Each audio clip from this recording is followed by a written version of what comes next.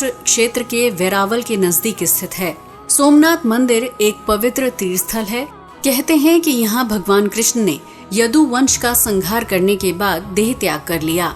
कहा जाता है कि इसे सबसे पहले सोमदेव ने बनवाया। उस समय ये सोने का था।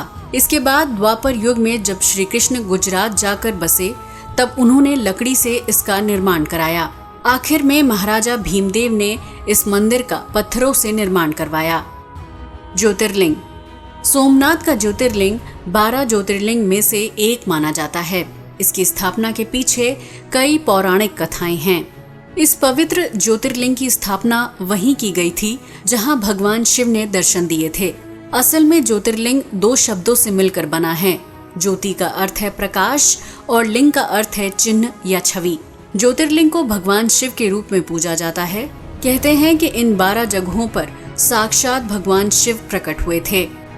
एक कथा के अनुसार सोम यानी चंद्र ने दक्ष प्रजापति राजा की 27 कन्याओं से विवाह किया था, लेकिन वो सभी पत्नियों में से रोहिणी को ज्यादा प्यार और सम्मान दिया करते थे। इसलिए बाकी पत्नियों ने इसकी शिकायत अपने पिता दक्ष प्रजापति से की। एक कन्या को छोड़कर बाकी के साथ अन्याय को देख राजा दक्ष क्रोध में आ गए और उन्होंने चंद्रदेव को शाप दे डाला कि अब हर दिन तुम्हारा तेज कम होता जाएगा। शाप के अनुसार हर दूसरे दिन चंद्र का तेज घटने लगा। ये देखकर चंद्र परेशान हो उठे। फिर उन्होंने भगवान शिव की आराधना शुरू कर दी। आखिर में भगवान शिव ने प्रसन्न होकर चंद्र के शाप का निवारण किया। इस तरह सोम के कष्ट को दूर करने वाले भगवान शिव की स्थापना करवाई गई, जिसका नामकरण सोमनाथ हुआ। चंद्रमा के नाम पर सोमनाथ बने भगवान शिव संसार में सोमनाथ के नाम से प्रसिद्ध हुए। इस मंदिर में शिव साकार लिंग रूप में प्रकट हुए थे। दूसरी कथा। कहा जाता है कि श्री कृष्ण जी भालुका तीर्थ पर विश्राम कर रहे थे। तभी एक शिकारी ने उनके तलवे में बने पदचिन्ह को हिरण की आंख समझकर तीर मार दिया, जिसके बाद कृष्ण ने यहीं पर अपना देह त्याग दिया। इतिहास। कहते हैं कि यहाँ एक मंदिर ईसा पूर्व से ही अस्तित्व में था, जबकि जिस जगह पर दूसरी बार मंदिर का पुनर्निर्माण हुआ वो 7वीं सदी में वल्लभी के मैत्रक राजाओं ने किया। इसके बाद सिंध के अरब गवर्नर अल जुनैद ने इसका विनाश किया। 1815 ईस्वी में इसका गुर्जर प्रतिहार राजा नागभट्ट द्वितीय ने तीसरी बार इसका निर्माण करवाया। बाद में इसे लाल पत्थरों से बनवाया गया, लेकिन सोमनाथ पर अल जुनैद द्वारा किए आक्रमण का कोई ऐतिहासिक सबूत नहीं मिलता। जबकि नागभट्ट द्वितीय इस तीर्थ स्थान के दर्शन करने सौराष्ट्र आए थे। कहा जाता है कि सोलंकी राजा मूलराज ने 997 ईस्वी में पहले मंदिर का निर्माण करवाया होगा, जबकि कुछ इतिहासकारों का कहना है कि सोलंकी राजा मूलराज ने कुछ पुराने मंदिरों का पुनर्निर्माण करवाया था। कहा जाता है कि कई बार यहाँ राज करने वाले बाहरी शासकों ने इस मंदिर को काफी क्षति पहुंचाई, लेकिन कुछ राजाओं ने मिलकर इस धार्मिक स्थल की मरम्मत करवाई। सोमनाथ मंदिर को 1024 में महमूद गजनवी ने बुरी तरह तहस नहस कर दिया। वो मंदिर से सोना, चांदी, हीरे जवाहरात लूटकर अपने देश वापस चला गया। बताया जाता है कि जब महमूद गजनवी उस शिवलिंग को नहीं तोड़ पाया, तब उसने मंदिर के आसपास आग लगवा दी। उस वक्त सोमनाथ मंदिर में नीलमणि के 56 खंबे लगे थे, जिसमें हीरे मोती के अलावा अलग अलग तरह के रत्न जड़े थे। लेकिन बहुमूल्य रत्नों को लुटेरों ने लूट लिया और मंदिर को भी तहस नहस कर दिया। महमूद गजनवी के मंदिर लूटने के बाद राजा भीमदेव ने इस मंदिर की फिर से प्रतिष्ठा की।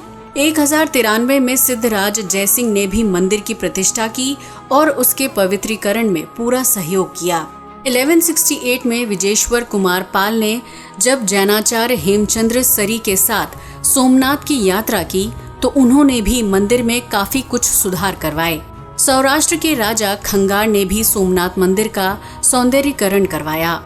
इस तरह जहां भारतीय राजा बार बार मंदिर का पुनर्निर्माण कराने में जुटे थे, वहीं मुसलमान शासक बार बार इसे नष्ट करने पर अड़े थे। अलाउद्दीन खिलजी ने 1297 ईस्वी में सोमनाथ मंदिर को ध्वस्त किया। उसके सेनापति नुसरत खां ने मंदिर को खूब लूटा। 1395 ईस्वी में गुजरात का सुल्तान मुजफ्फर शाह भी मंदिर का विध्वंस करने में जुट गया। अपने पिता की राह पर चलते हुए अहमद शाह ने फिर से 1413 ईस्वी में सोमनाथ मंदिर को तोड़ डाला। इस तरह मुस्लिम शासकों ने इस मंदिर पर लगातार हमले किए। महमूद गजनवी का हमला सबसे ज्यादा चर्चित रहा, क्योंकि उसने हमले के दौरान ना जाने कितने लोगों का कत्लेआम किया। धन की चाह में उसने भारत पर 17 बार हमला किया। उसने लगभग 5000 सैनिकों के साथ सोमनाथ मंदिर पर हमला किया। कहते हैं कि उस वक्त लगभग 25,000 लोग मंदिर में पूजा करने आए हुए थे। आजादी के बाद पुनर्निर्माण। आजादी के बाद देश के पहले राष्ट्रपति डॉक्टर राजेंद्र प्रसाद ने देश की शान और स्वाभिमान को बढ़ाने के लिए सोमनाथ मंदिर का फिर से भव्य निर्माण करवाया। आज के समय में ये मंदिर भारतीय संस्कृति और सनातन धर्म की शोभा को बढ़ाए हुए है। सोमनाथ का मूल मंदिर जो बार बार नष्ट किया गया था, वो आज भी अपने मूल स्थान समुद्र के किनारे ही है। भारत के पूर्व गृह मंत्री सरदार वल्लभ भाई पटेल ने यहाँ भव्य मंदिर का निर्माण करवाया। सोमनाथ के मूल मंदिर से कुछ ही दूरी पर अहिल्या बाई द्वारा बनवाया गया सोमनाथ का मंदिर है। मंदिर की खासियत। मंदिर के भूगर्भ में सोमनाथ लिंग की स्थापना की गई है। इसके अलावा यहाँ पार्वती, सरस्वती, लक्ष्मी, गंगा और नंदी की भी मूर्तियां स्थापित हैं। भूमि के ऊपरी हिस्से में शिवलिंग से ऊपर अहिलेश्वर मूर्ति है। वहीं मंदिर परिसर में गणेश जी का मंदिर है, जबकि उत्तर द्वार के बाहर अघोर लिंग की मूर्ति स्थापित है। नगर के द्वार के पास गौरी कुंड नामक सरोवर है, जिसके नजदीक एक प्राचीन शिवलिंग है।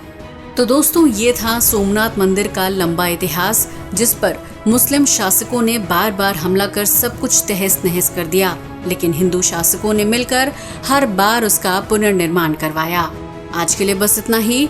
वीडियो अच्छा लगा हो तो इसे लाइक और शेयर करें, साथ ही चैनल को सब्सक्राइब भी करें। जय हिंद दोस्तों।